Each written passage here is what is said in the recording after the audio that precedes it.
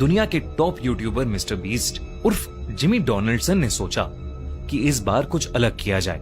किसी वीराने जंगल या आइलैंड के बजाय मिस्टर बीस्ट ने डिसाइड किया कि वो इस बार अपने दोस्तों के साथ दुनिया की सबसे हॉन्टेड माने जाने वाली जगह जाएंगे और वहां वो अपनी टीम के साथ 24 घंटे बिताएंगे। Tariq, Chandler, Connor, Chris, Josh और जेक इस चैलेंज के लिए तैयार तो थे, लेकिन डरे हुए भी थे।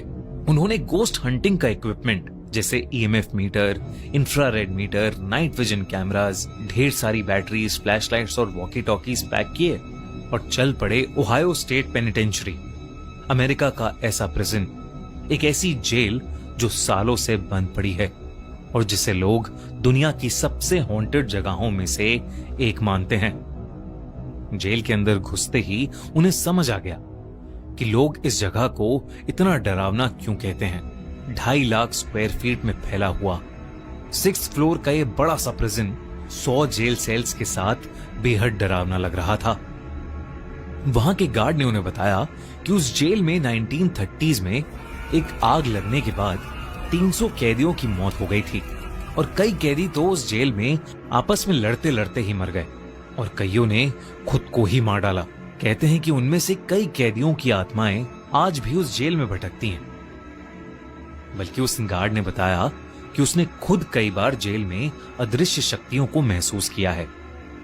बल्कि एक जेल जहां कैदियों को अकेले रखा जाता था, वहां तो उसके एक साथी गार्ड की भी जान चली गई थी। उन्होंने उन सबको चेतावनी दी कि कोई भी एक दूसरे से अलग ना हो और कोई किसी तरह का उल्टा सीधा मजाक ना करे। और उसने कहा कि उस जेल के अंदर एक हॉस्पिटल और चर्च भी है जहां उन्हें भूल कर भी नहीं जाना चाहिए। मिस्टर बीस्ट और उनकी टीम ये सब बातें सुनकर थोड़ा घबरा तो गए थे, लेकिन फिर भी वो हिम्मत करके अपना कैमरा लिए अंदर चले गए। उनका मकसद था ये देखना कि वहां सच में आत्माएं हैं या नहीं, और अगर आत्माएं हैं तो उस जगह पर 24 घंटे बिताने का चैलेंज पूरा करना। जब उन्होंने अंदर जाकर अपने पैरानॉर्मल डिवाइसेस ऑन किए तो एकदम से बीप की आवाज आई और उनके ईएमएफ मीटर पर लाइट्स ब्लिंक करने लगी, जिसका मतलब था कि स्पिरिट्स उनके आसपास थीं। सब थोड़ा सा डर गए। प्रिजन के एक पार्ट को देखने के बाद वो मेन हॉल तक पहुंचे और अपना बेस कैंप वहां बना लिया, क्योंकि वो काफी बड़ा था और एंट्रेंस के पास भी था। फिर मिस्टर बीस्ट ने कहा कि उन्हें वापस अलग अलग होकर उस जगह को फिर से देखना चाहिए। डिसाइड हुआ कि चैंडलर, मिस्टर बीस्ट और जॉश हॉस्पिटल को एक्सप्लोर करेंगे और क्रिस, जेक, कॉनर और तारिक सॉलिटरी कन्फाइनमेंट को, वही जेल जहां कैदियों को अकेले बंद करके रखा जाता था। मिस्टर बीस्ट, चैंडलर और जॉश हॉस्पिटल की पुरानी लोहे की सीढ़ियों पर चढ़कर उसके कॉरिडोर में अपने ईएमएफ मीटर के साथ चलते हुए वीडियो रिकॉर्ड कर रहे थे। तभी उन्हें वहां एक कमरे में टेबल और एक पोस्टर का कटआउट दिखा जो एक पॉपुलर फिल्म का था। ये देख के वो दोनों उन मूवीज पर चोक करने लगे। तभी एकदम से चैंडलर के हाथ में जो ईएमएफ था उसकी लाइट ब्लिंक करने लगी और उसी मोमेंट पर मिस्टर बीस्ट को ऐसा लगा कि जैसे कहीं से कोई जोर का सायरन बज रहा हो। ये बात काफी अजीब थी क्योंकि वहां कोई एक्टिव सायरन नहीं था और तो और चैंडलर और जॉश को कुछ सुनाई भी नहीं दिया। जब मिस्टर बीस्ट ने उनके ईएमएफ को उस सायरन की तरफ पॉइंट किया तो वो और ज्यादा तेजी से जलबुझ होने लगा। वो लोग उस सायरन की सोर्स की तरफ जाने लगे। ईएमएफ मीटर और तेजी से ब्लिंक करने लगा था और एकदम से एक खुले कमरे के पास आकर ईएमएफ मीटर बिना रुके फ्लिकर करने लगा। जैसे ही मिस्टर बीस्ट ने कमरे के अंदर जाने की कोशिश की तो मिस्टर बीस्ट का सर भारी होने लगा, उसे चक्कर से आने लगे। इसलिए मिस्टर बीस्ट बाहर आ गया, पर मिस्टर बीस्ट को याद था कि सायरन की आवाज थोड़ा और पीछे से आई थी। वो उसकी तरफ बढ़ने लगा। उन तीनों को रियलाइज हुआ कि वो इतनी देर घूमने के बाद एक सर्कल में ही घूम रहे हैं, जो कि बहुत अनयूजुअल था क्योंकि उन्हें याद था कि वो बार बार एक दूसरा रास्ता ले रहे हैं। वहीं तारिक, क्रिस, जेक और कॉनर सॉलिटरी कन्फाइनमेंट ब्लॉक के अंदर थे। ये वो जगह थी जहां कैदियों को बिना पानी और खाने के अकेले तड़पता हुआ छोड़ दिया जाता था। वो लोग नाइट विजन इंफ्रारेड कैमरा लेकर एक हॉन्टेड हॉटस्पॉट पर पहुंचे। जहां उन्होंने गार्ड से उन आत्माओं को किसी को नोचने और एक गार्ड को जान से मारने की कहानी सुनी थी।